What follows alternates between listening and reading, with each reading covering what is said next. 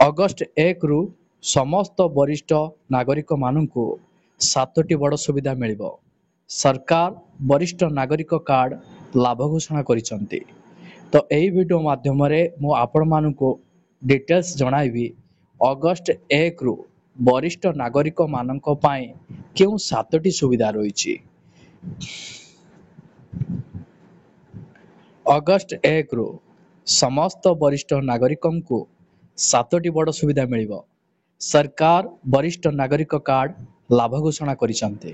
ଦେଖନ୍ତୁ, ଅଗଷ୍ଟ 1 ରୁ ଆପଣମାନଙ୍କର ବୟସ 60 ବର୍ଷରୁ ଉର୍ଦ୍ଧ୍ୱ ହୋଇଥିବ, ତାହେଲେ ଏହି 7ଟି ସୁବିଧା ଆପଣମାନଙ୍କୁ ମିଳିବାକୁ ଯାଉଛି, ଯାହାର ଡିଟେଲ୍ସ ଷ୍ଟେପ୍ ବାଇ ଷ୍ଟେପ୍ ଏହି ଭିଡ଼ିଓ ମାଧ୍ୟମରେ ମୁଁ ଆପଣମାନଙ୍କୁ ଜଣାଇବି। ସେଥିପାଇଁ ଆପଣ ଭିଡ଼ିଓଟିକୁ ଶେଷ ପର୍ଯ୍ୟନ୍ତ ଦେଖନ୍ତୁ ବିନା ସ୍କିପ୍ରେ, ଯାହାଫଳରେ ଆପଣ ଜାଣିପାରିବେ, ବୁଝିପାରିବେ। ଯଦି ଚ୍ୟାନେଲରେ ନୂଆ କରି ଆପଣ ଭିଡ଼ିଓଟି ଦେଖୁଛନ୍ତି, ତାହେଲେ ଭିଡ଼ିଓକୁ ଲାଇକ୍ କରି ଚ୍ୟାନେଲକୁ ସବସ୍କ୍ରାଇବ୍ କରି ପାଖରେ ଥିବା ଘଣ୍ଟି ଚିହ୍ନକୁ ଦବାଇ ଦିଅନ୍ତୁ। କାରଣ ସରକାରଙ୍କ ତରଫରୁ ନୂଆ ନୂଆ ଯୋଜନା ବିଷୟରେ ଏବଂ ଆପଣ ଯେଉଁ ଯୋଜନାରେ ସାମିଲ ହୋଇଛନ୍ତି ସେହି ଯୋଜନାର ନୂଆ ଅପଡେଟ୍ ଆପଣ ଆଗ ପାଇପାରିବେ, ତା ସହିତ ଆପଣ ସତର୍କ ହୋଇପାରିବେ। ଏହି ଭିଡ଼ିଓରେ ମୁଁ ଆପଣ ସମସ୍ତଙ୍କୁ ସ୍ୱାଗତ ଜଣାଉଛି। ଦେଖନ୍ତୁ, ଦେଶର ବରିଷ୍ଠ ନାଗରିକମାନଙ୍କ ପାଇଁ ସରକାର ନିରନ୍ତର ନୂତନ ଯୋଜନା ଆଣୁଛନ୍ତି, ଯାହାଦ୍ୱାରା ସେମାନଙ୍କ ଜୀବନ ଉନ୍ନତ, ସମ୍ମାନଜନକ ଏବଂ ସୁରକ୍ଷିତ ହୋଇପାରିବ। ସମ୍ପ୍ରତି ସରକାର ଘୋଷଣା କରିଛନ୍ତି ଯେ 1 ଅଗଷ୍ଟ 2025 ରୁ ଦେଶର ସମସ୍ତ ବରିଷ୍ଠ ନାଗରିକ 7ଟି ପ୍ରମୁଖ ସୁବିଧା ପାଇବେ। ଏହି ସୁବିଧାଗୁଡ଼ିକ ସେମାନଙ୍କର ଆର୍ଥିକ, ସାମାଜିକ ଏବଂ ସ୍ୱାସ୍ଥ୍ୟ ସୁରକ୍ଷା ସହିତ ଜଡ଼ିତ। ବୃଦ୍ଧମାନଙ୍କ ଯତ୍ନକୁ ଧ୍ୟାନରେ ରଖି ଏହି ନିଷ୍ପତ୍ତି ନିଆଯାଇଛି, ଯାହାଦ୍ୱାରା ସେମାନେ ଆର୍ଥିକ କଷ୍ଟ ଏବଂ ସାମାଜିକ ଅନ୍ୟାୟରୁ ରକ୍ଷା ପାଇପାରିବେ।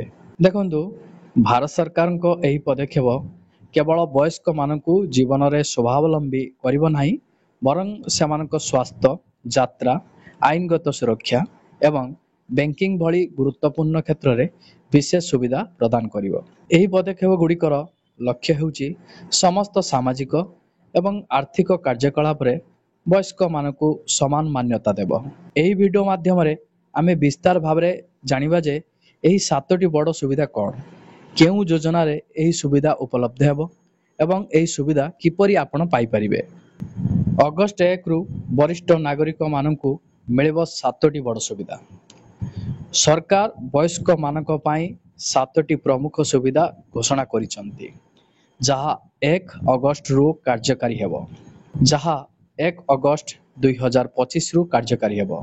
ଏହି ସୁବିଧାଗୁଡ଼ିକ ମୁଖ୍ୟତଃ ଜାତୀୟ ବରିଷ୍ଠ ନାଗରିକ କଲ୍ୟାଣ ଯୋଜନା ଅଧୀନରେ ଦିଆଯାଉଛି ଏବଂ ସେମାନଙ୍କର ଲକ୍ଷ୍ୟ ହେଉଛି ବୟସ୍କମାନଙ୍କୁ ସମ୍ମାନ ଏବଂ ସୁରକ୍ଷା ପ୍ରଦାନ କରିବା।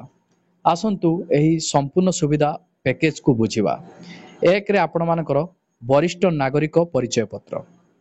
ଦେଖନ୍ତୁ, ଏବେ 60 ବର୍ଷରୁ ଅଧିକ ବୟସର ସମସ୍ତ ନାଗରିକ ମାଗଣାରେ ବରିଷ୍ଠ ନାଗରିକ ପରିଚୟ ପତ୍ର ପାଇବେ।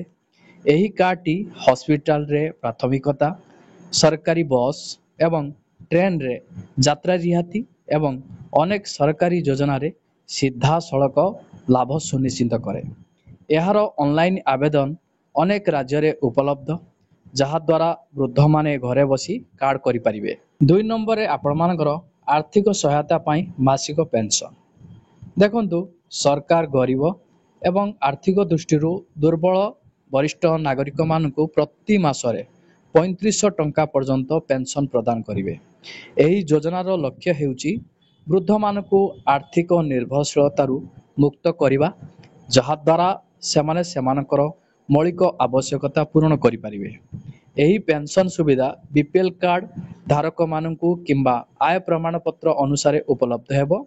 3ରେ ଆପଣମାନଙ୍କର ବରିଷ୍ଠ ନାଗରିକ ସଞ୍ଚୟ ଯୋଜନା ଅର୍ଥାତ୍ SCSSରେ ଅଧିକ ସୁଧ। 3ରେ ବରିଷ୍ଠ ନାଗରିକ ସଞ୍ଚୟ ଯୋଜନା ଅର୍ଥାତ୍ SCSSରେ ଅଧିକ ସୁଧ।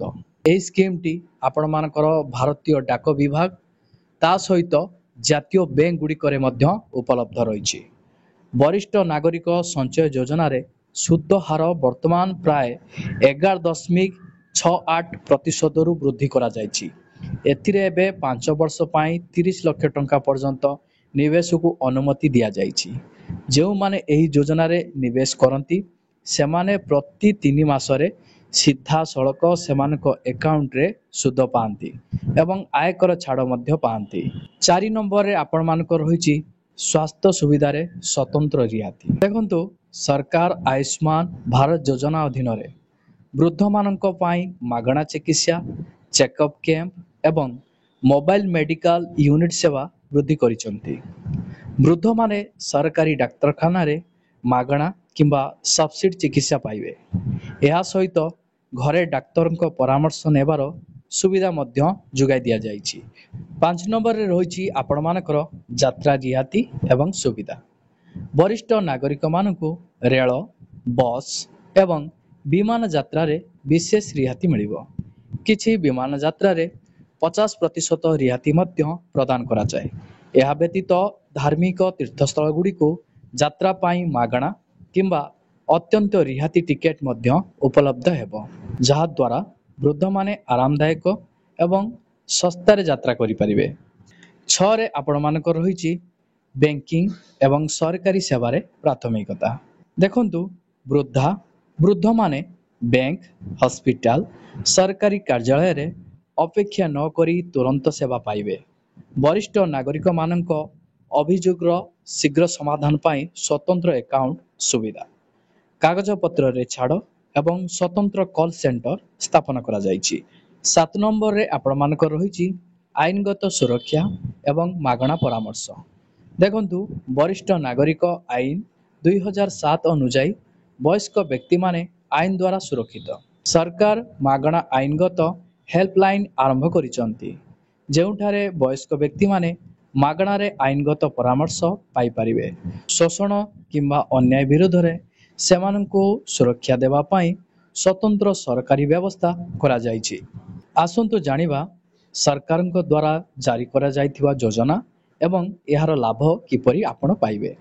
ଦେଖନ୍ତୁ, ଏହି ସମସ୍ତ ସୁବିଧା ବରିଷ୍ଠ ନାଗରିକ ପରିଚୟ ପତ୍ର ଯୋଜନା, ସାମାଜିକ ସୁରକ୍ଷା ପେନ୍ସନ୍ ଯୋଜନା, ବରିଷ୍ଠ ନାଗରିକ ସଞ୍ଚୟ ଯୋଜନା ଅର୍ଥାତ୍ SCSS, ଆୟୁଷ୍ମାନ ଭାରତ ଯୋଜନା ଏବଂ ବରିଷ୍ଠ ନାଗରିକ ଆଇନ ଭଳି ବିଭିନ୍ନ ସରକାରୀ ଯୋଜନା ଅଧୀନରେ ପ୍ରଦାନ କରାଯାଏ। ବରିଷ୍ଠ ନାଗରିକମାନେ ସରକାରଙ୍କର ଆଧାର କାର୍ଡ, ବୟସ ପ୍ରମାଣପତ୍ର, ବ୍ୟାଙ୍କ ପାସବୁକ୍ ଏବଂ BPL କାର୍ଡ ଭଳି ଡକୁମେଣ୍ଟ ନେଇ ସମ୍ପୃକ୍ତ ବିଭାଗ, ଗ୍ରାମ ପଞ୍ଚାୟତ କିମ୍ବା ଅନଲାଇନ୍ ପୋର୍ଟାଲରେ ଆବେଦନ କରିପାରିବେ। ବିଶେଷ କଥା ହେଉଛି ଯେ ଅନେକ ରାଜ୍ୟ ସରକାର ଏହି ସୁବିଧା ପାଇଁ ଅନଲାଇନ୍ ଆବେଦନର ବ୍ୟବସ୍ଥା କରିଛନ୍ତି, ଯାହାଦ୍ୱାରା ବୃଦ୍ଧମାନେ ଘରେ ବସି ଏହି ସୁବିଧା ପାଇବା ସହଜ ହୋଇଥାଏ। ସରକାର ବୃଦ୍ଧମାନଙ୍କ ଆର୍ଥିକ ସ୍ଥିତିକୁ ସୁଦୃଢ଼ କରିବା, ସେମାନଙ୍କର ସ୍ୱାସ୍ଥ୍ୟର ଯତ୍ନ ନେବା ଏବଂ ସେମାନଙ୍କର ସମ୍ମାନ ପାଇବା ପାଇଁ ନିରନ୍ତର ନୂତନ ଯୋଜନା ଆରମ୍ଭ କରୁଛନ୍ତି। ଏହିପରି ପଦକ୍ଷେପ ବୃଦ୍ଧମାନଙ୍କୁ ଆର୍ଥିକ ସୁରକ୍ଷା, ସ୍ୱାସ୍ଥ୍ୟ ସୁରକ୍ଷା ଏବଂ ସାମାଜିକ ସମ୍ମାନ ପ୍ରଦାନ କରିବାରେ ସହାୟକ ହେବ। ଦେଖନ୍ତୁ, ଅଗଷ୍ଟ 1 ତାରିଖରୁ କାର୍ଯ୍ୟକାରୀ ହେବାକୁ ଥିବା ଏହି 7ଟି ବଡ଼ ସୁବିଧା ବରିଷ୍ଠ ନାଗରିକମାନଙ୍କ ଜୀବନକୁ ସରଳ ଏବଂ ସମ୍ମାନଜନକ କରିବା ପାଇଁ ସରକାରଙ୍କ ଏକ ଗୁରୁତ୍ୱପୂର୍ଣ୍ଣ ପ୍ରୟାସ। ଯଦି କୌଣସି ବରିଷ୍ଠ ନାଗରିକ ଏହି ସୁବିଧାଗୁଡ଼ିକ ବିଷୟରେ ଅବଗତ ନାହାନ୍ତି, ତେବେ ଆପଣମାନେ ଏହି ଭିଡ଼ିଓଟିକୁ ସମସ୍ତ ବରିଷ୍ଠ ନାଗରିକମାନଙ୍କ ପାଖକୁ ସେୟାର କରିଦିଅନ୍ତୁ।